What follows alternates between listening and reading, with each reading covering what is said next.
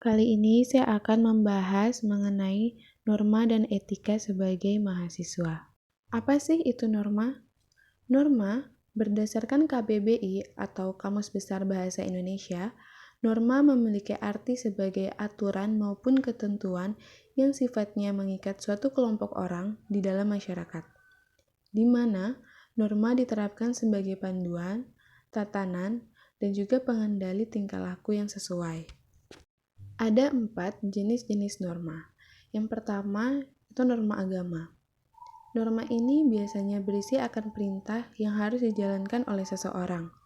Ajaran yang merupakan segala ilmu ataupun pedoman bagi penganut agama tersebut, maupun larangan yang berarti tidak melakukan suatu perbuatan yang seharusnya dihindari. Contohnya, di mana dalam agama Islam dilarang memakan makanan yang mengandung babi, sedangkan agama memiliki pantangan lain yang berbeda mengikuti ajaran agamanya masing-masing. Yang kedua, ada norma kesusilaan. Norma ini merupakan sesuatu yang kita jalani dan rasakan setiap harinya, di mana seseorang didorong untuk melakukan tindakan yang baik dan menghindari tindakan yang buruk. Intinya, norma ini memiliki tujuan untuk mengatur perbuatan atau tingkah laku yang dilakukan oleh seseorang. Contoh kasus norma kesusilaan adalah sebagai seorang siswa yang mengetahui bahwa menyontek adalah perbuatan yang salah, sehingga dia lebih memilih untuk belajar daripada menyontek ke teman sekolahnya. Yang jika ketahuan, siswa tersebut akan mendapat sanksi bukan hanya di sekolah, tetapi juga di lingkungannya.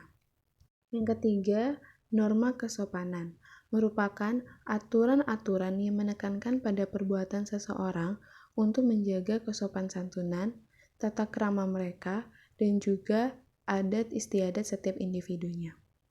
Norma ini diberikan untuk menjaga dan menghargai satu sama lain dalam kehidupan sehari-hari.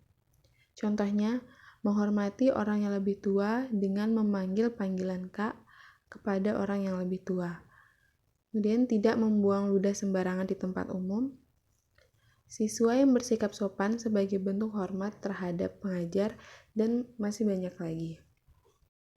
Yang keempat, norma hukum merupakan aturan-aturan yang dibuat oleh badan yang bertanggung jawab seperti pemerintah yang dikemas dalam bentuk undang-undang. Norma ini memiliki sifat yang memaksa guna menjaga dan melindungi kepentingan masyarakat. Contohnya, di Indonesia sendiri aturan hukum yang ada diatur berdasarkan Undang-Undang Dasar 1945, sehingga jika melakukan pelanggaran seperti mencuri atau tidak membayar pajak sesuai ketentuan akan mendapatkan sanksi sesuai dengan undang-undang yang ada.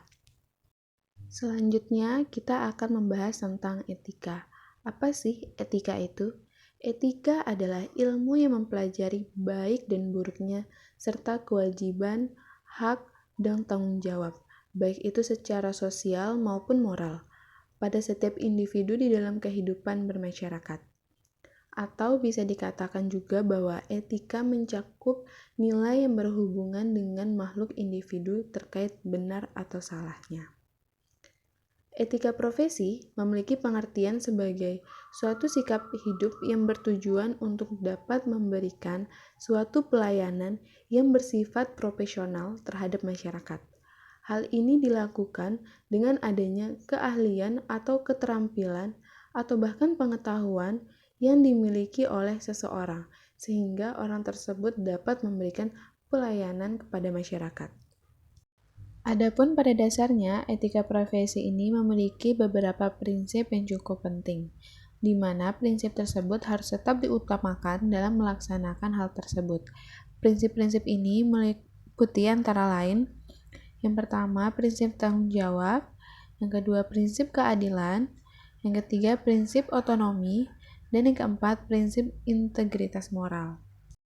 Hal yang terjadi jika profesi mahasiswa teknik pertanian tanpa etika yang semulanya dikenal sebagai sebuah profesi yang terhormat akan segera jatuh menjadi sebuah pekerjaan biasa yang sedikit pun tidak diwarnai dengan nilai-nilai idealisme, dan ujung-ujungnya akan berakhir dengan tidak adanya lagi kehormatan maupun kepercayaan yang pantas diberikan kepada para elit profesional ini.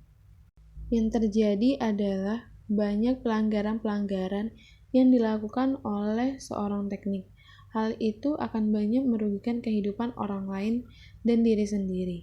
Hal-hal lain yang terjadi, misalnya penurunan tingkat kepercayaan masyarakat kepada seorang teknik tersebut, pemboikotan produk hasil ciptaan seorang teknik tersebut, pencabutan kode etik profesinya, dan penundaan proyek karena merugikan masyarakat lain.